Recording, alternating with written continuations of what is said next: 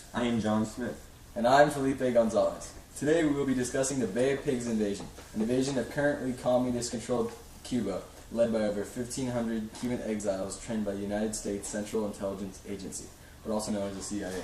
Now we have an interview on the scene brought to you by our very own Roberto McLovin, who is asking a paratrooper involved in the invasion some questions.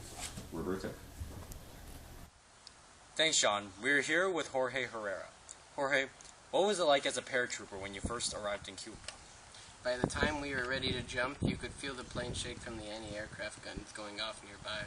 I found it almost impossible to jump due to the fear of being shot down before I even got on the beach. I had the time to think because I was the last off the plane, but eventually I convinced myself to jump. What happened when you landed on the beach? First we had to regroup before we could find cover on the beach. The initial invasion was supposed to be a surprise, but ended being leaked to Castro, and it quickly became a disaster. What was going through your head at this time, knowing that the invasion was not going all according to plan? I was unable to think of what to do next because we didn't have a backup plan for the invasion. I was panicking, and it was quite difficult to think of what to do next.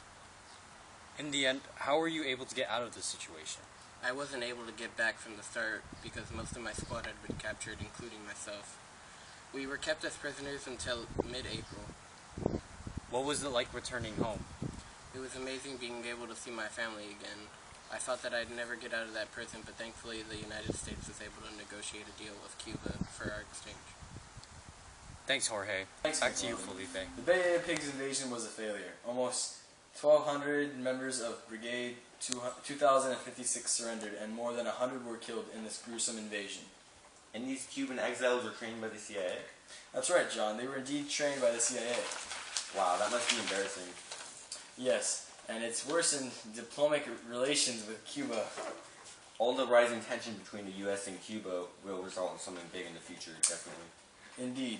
We now have an interview with the CIA operative who helped train the Cuban exiles to attack Cuba.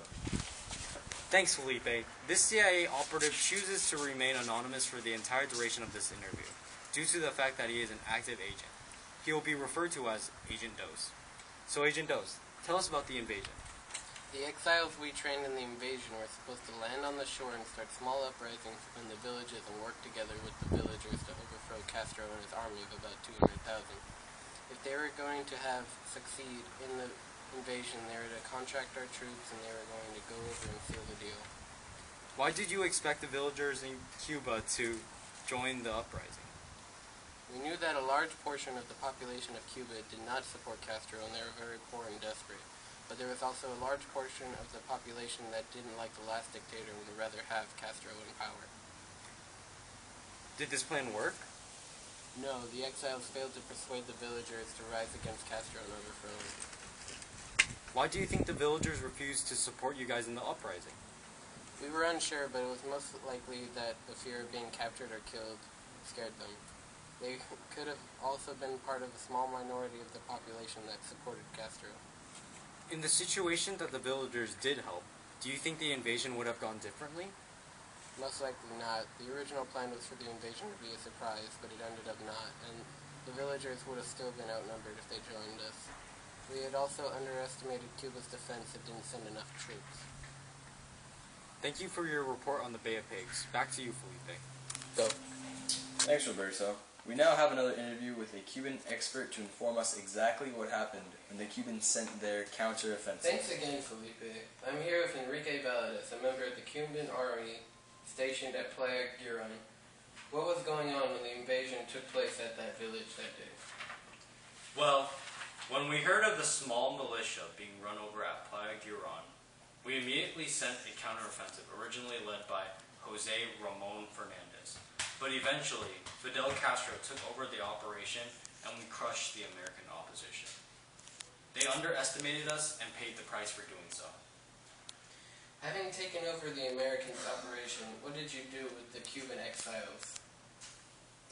We negotiated an exchange for food and medicine for the Cuban exiles we captured. And how much food and medicine did you exchange for the Cuban exiles? It was around $53 million.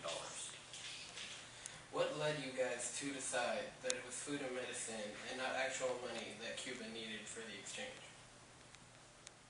Our country was very low on food before the exchange, and since we didn't need the prisoners, the entire deal was necessary. Well, there you have it. Back to you guys at the desk. Thanks, Rob. And thank you for joining us today. We're JJEB News. Yeah.